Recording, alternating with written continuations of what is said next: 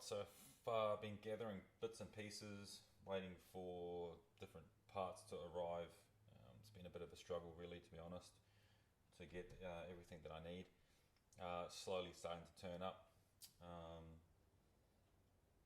What I'm currently working on at the moment is I've got some 4S batteries, so 14.8 volts, 120C. I think these are drone batteries. I bought them from a drone shop, so just need to get the XT60 to Dean's connector because I can't be bothered resoldering these, so I'm going to do it the budget way. Anyway, I'm going to run the 14.8 volt on this DSG here and see how we go. So that'll be interesting. I'm looking forward to giving that a try because I haven't used 14.8 volts before, so really looking forward to that.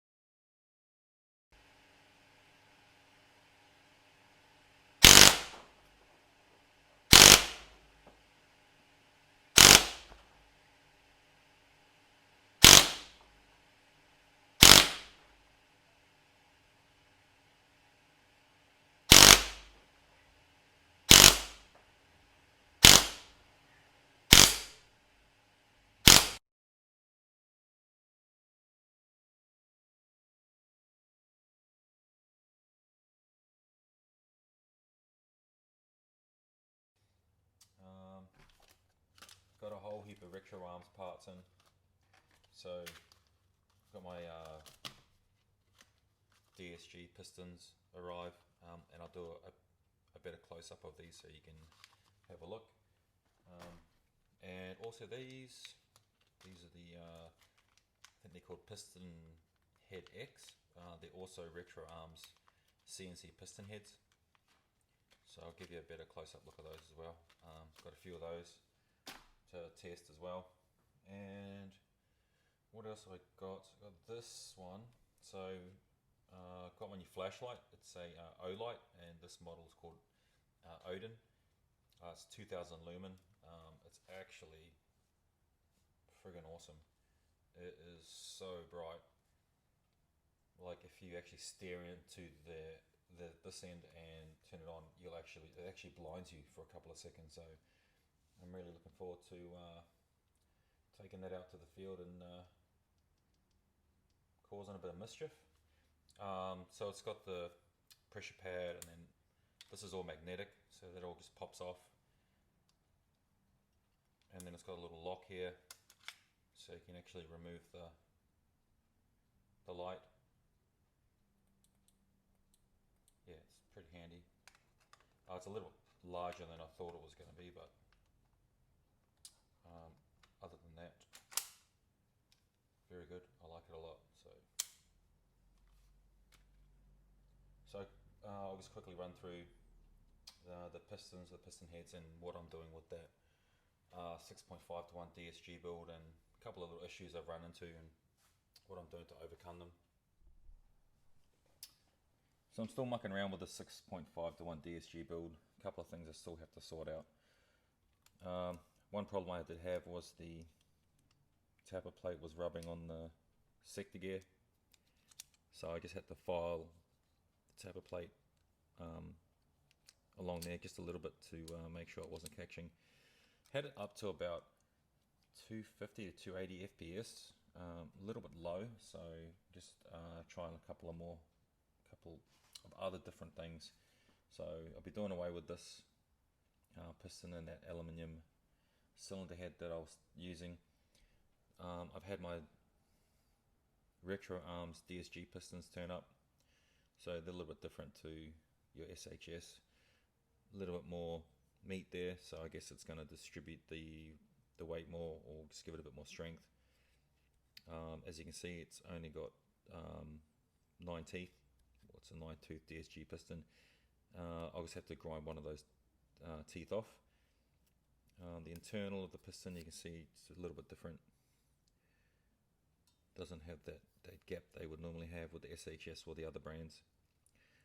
Structurally, it is actually pretty solid, so we'll see how it goes. I'm hoping it'll perform quite well paired with the this piston head. I believe it's called the Piston Head X, something similar to that. It's got a bit of an odd shaped face. It does come with an odd O-ring, which I will not be using. Will not be using that. Works perfectly fine with the brown O-ring through my just basic testing. You can see that they milled out that part to try and keep it as light as possible. It's got the guide seal, so trying to limit the amount that the piston head kind of rubs on the internal part of the cylinder. So I was having problems with this one. You can see all the wear, and yeah, it wasn't very good. So that should eliminate all of that.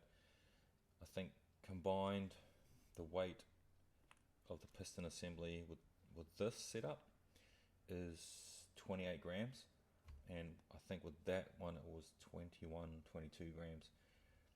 So basically you want to keep it under 30, and I follow that rule based on an airsoft tech that I follow on YouTube. So he does some pretty crazy builds, 60 to 70 rounds per second, and his recommendation is try and keep it below 30 grams. So I've done that, managed to achieve that with this setup here. So I'll put blast back together.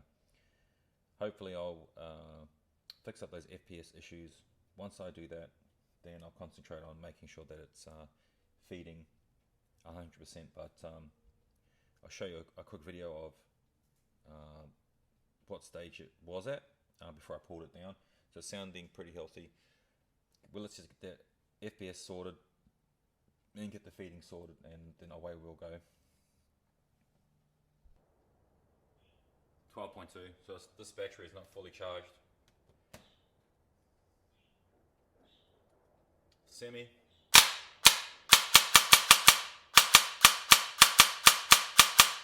And then we have full auto.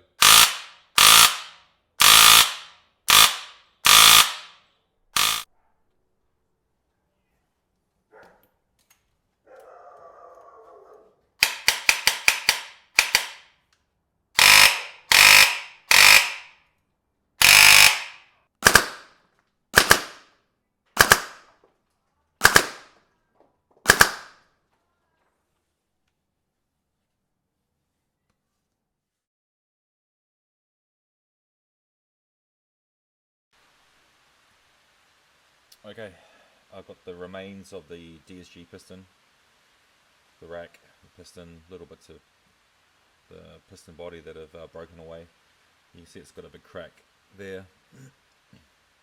The rack's not usable anymore. There's not really too much damage to the rack. The front of the piston's all good. It kind of got pushed up a little bit in the gearbox. Sector gear is not usable. It's damaged beyond repair. The first lot of teeth on both sides are worn away, and you can almost say slightly dented, but they would have been of course doing that on the rack, so I need to rebuild that. I've got some more DSG gears coming, so I'll just rebuild it. It's not a big problem. Yeah, so that's what happens when you try and run 4S with a 6.5 to 1 DSG. You know what probably the main problem was that I just left the M170 in there and didn't change to an M190, something similar. That probably would have stopped that, because there was probably a whole heap of pre-engagement, but that's my fault. I was too excited to kind of try the 4S, didn't really think about what I was doing, and that's the end result. Anyway, what's next? I guess I won't be running the 4S with that again anyway, but I went to the rate of fire calculator based on the 35 k motor, and the 4S, it says somewhere around 90 rounds a second. And it was just crazy when I got 3 trigger pulls out of it, and it just sounded crazy. Unfortunately, I didn't press record on the old iPhone, so I didn't capture any of it, which is pretty disappointing. But anyway, it was absolutely insane. It was funny as hell. So yeah, I'm just gonna fix it up and run it with the 11.1.